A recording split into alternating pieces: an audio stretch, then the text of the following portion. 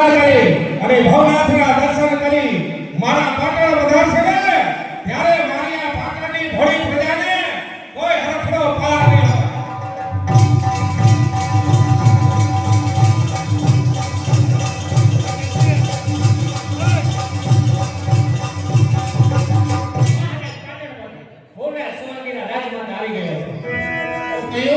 રાજમાતા આવી ગયા છે.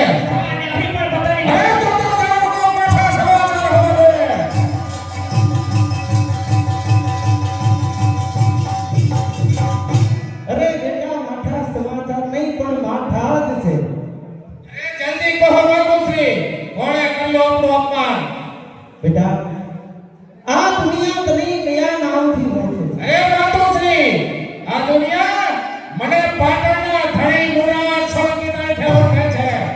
એટલું જ નહીં પરંતુ મારા નામથી આજુબાજુના રજવાડા થર થર કંપે છે.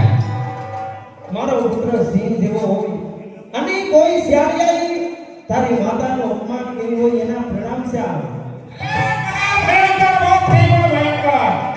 તો સાંભળ બેટા કે જ્યારે હું જૂનાગઢની જાત્રાએ ગઈ ત્યારે જૂનાગઢનો એવો નિયમ કે દામોકુંડની અંદર ટકો દાન દીધા સિવાય સવા દોકડો દાન દીધા સિવાય સ્નાન કરવાનું નહીં. તો મેં ના પાડી. તો જૂનાગઢના રાજા એના મામૂલી માણસી મને કોઈ દાન દેવાની શક્તિ ન હોય વિધવામાંથી સ્વાદી બનો અને ચૂડો ફેરો દાડિયા આજ કરો માતુશ્રી આવા શબ્દ હવે મારાથી સંભળાતા નથી. આ શબ્દ જૂનાગઢના મામૂલીના માણસના છે અને હું પણ ત્યાં પ્રતિજ્ઞા કરીને આવી છું કે 8મા દિવસે જો જૂનાગઢનો રાજ ન લૂંટાવું અને મારા પુત્રને રાજગાદીએ ન બેહારું તો હું રાજની માતુશ્રી નહીં. અરે માતુશ્રી આજથી 8મા દિવસે નહીં પરંતુ આજથી લૂંટાવી છે એ આ દિવસને હતો નતો ન કરો તો તમે સોલંકીનો સંતાન નહીં. એટલું નહીં માતુશ્રી આપના ચરણોના સોગંદ ખાઈને કહું છું કે આજથી 4થા દિવસે જૂનાગઢના કાંડિયે જો મુરલાનો વાવટો ન ફરકાવો તો તમારો સોલંકી નહીં. આપ મહેલમાં પધારો. પાછળની બધી તૈયારી કરાવું છું. સુબેદાર અત્યારે સૈન્ય તૈયાર કરો. ચાલો જૂનાગઢના પંથે મળીએ. મહારાજ એ ઉડાવડા ભાવમાં ધીરજ રાખો. ધીરજના ફળ હંમેશા મીઠા હોય છે માટે યોગ્ય દેખાવ. એ યુક્તિ પ્રવેશી જાવે તો કોઈ ના વર્તે તમારા. એ સગુણ મહારાજ આપણી પાસે સૈન્ય ઘણું ઓછું છે અને સામે રાજ્ય પાસે સૈન્ય ઘણું મોટું છે માટે લડવા જશો તો આપણો પરાજય થશે અને આપણો પરાજય થશે તો આપણો વચન દોડવા માંડી જશે. એટલા માટે મારી પાસે એક યુક્તિ છે. જલ્દી બતાવો સુબેદાર. એવી કઈ યુક્તિ છે યુક્તિથી આપણો દુશ્મન ધોર ચાટતો થઈ જાય.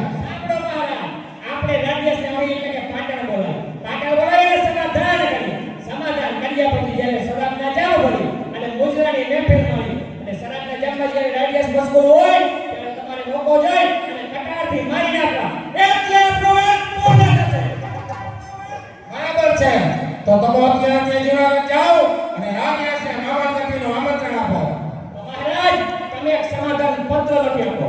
પત્ર રાજ્ય વાંચે એટલે તેને પાકી ખાતરી થઈ જાય કે મોઢાનું હૃદય પવિત્ર છે અને પવિત્ર દિલથી સમાધાન કરવા માંગે છે.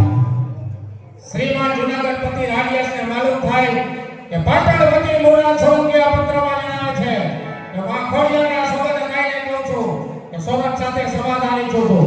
તો એક દિવસ પાટણ વધારી પાટણની મહેમાનગતિ માણો. લેખિતન પાટણપતિ મોરા સોલંકીના જય સોમનાથ. જાઓ અત્યારે જૂનાગઢ જાઓ. અને મહારાજ હમણાં જ જાઉં છું. અરે હું જાઉં છું. મારી માત્રનો અપમાન કરનાર રાજ્ય તું કેટલી ઘડીઓ ધરતી ઉપર સકી શકે છે.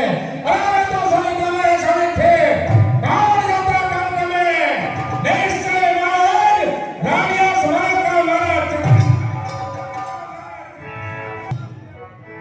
કેમ પ્રધાનજી દામોકુંડ અને રેવતીકુંડના શ્રી સમાચાર છે. કાલ પાટણપતિ મુરત સોલંકીના રાજમાતા સ્નાન કરવા આવ્યા હતા. તેની સાથે શું વાત વિવાદ થયો તે જણાવો. તો સાંભળો મહારાજ કે પાટણના રાજમાતા સ્નાન કરવા આવ્યા પરંતુ આપના કહેવા મુજબ સવા દોકડો દામ માંગ્યો એટલે કે દામનો ઇનકાર કર્યો. અરે શું કહ્યું કે પાટણપતિની એટલી તાકાત કે દાન આપવાનો ઇનકાર કર્યો. અને આગળ કહ્યું પ્રતિજ્ઞા લઈ અને ગુસ્સે થઈ ગઈ છે કે આજથી 8મા દિવસે જૂનાગઢની કાપીએ મારા પુત્ર મોરારને બેસાડો તો સોલંકીની રાજમાતા. અરે પાટણવતીમાં એટલી તાકાત હતી કે જૂનાગઢની સામે આંગળી ઊંચી કરે. આગળ શું થયું તે જણાવો. તો સાંભળો મહારાજ, હવે તો આપણે એની સામે યુદ્ધ કરવા માટે તૈયાર થઈએ.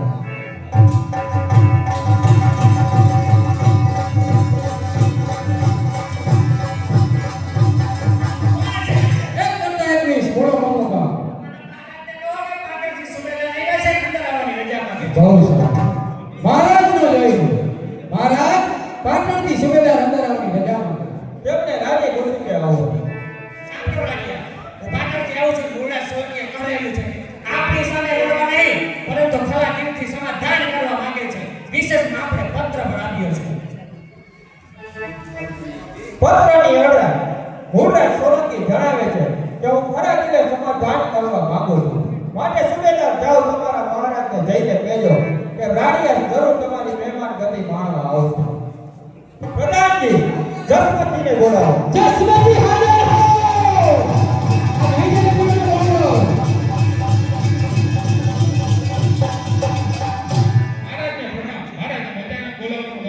અચાનક બોલાવવાનું એક જ કારણ છે કે આપણે મોરલા સોલંકીને ત્યાં મહેમાન ગતિ કરવા માટે જવાનું છે. તેઓ આપની સાથે ખરા દિલે સમાધાન કરવા માટે છે. માટે ચાલો પાટણના ભક્તે કરીએ.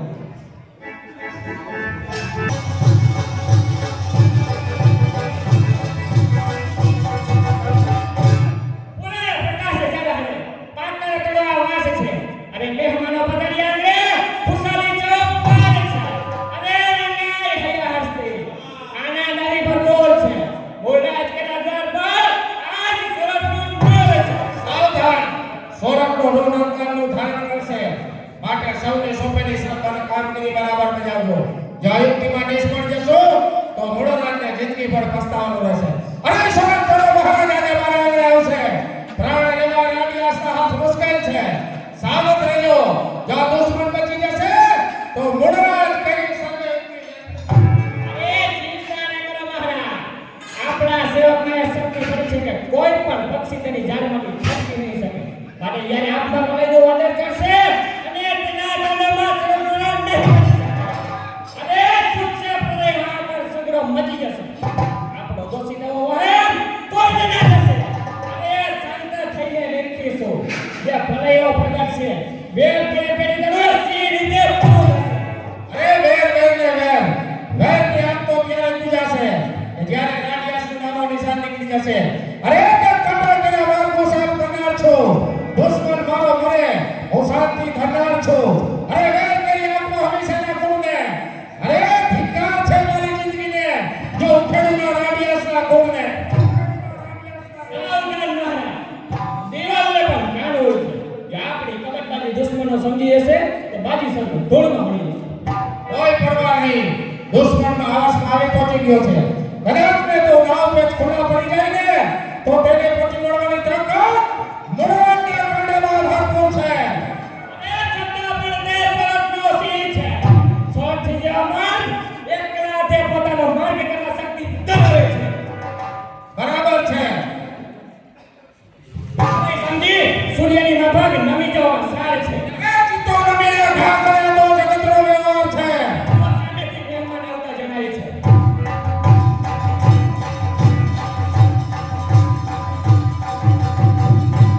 પધારો પધારો મહેમાનો. આપણા ચરણો થકીનો ઉજ્જવળ મારો ધામ છે. સોરઠ થઈ આ ગુજરાતનો આરામ છે.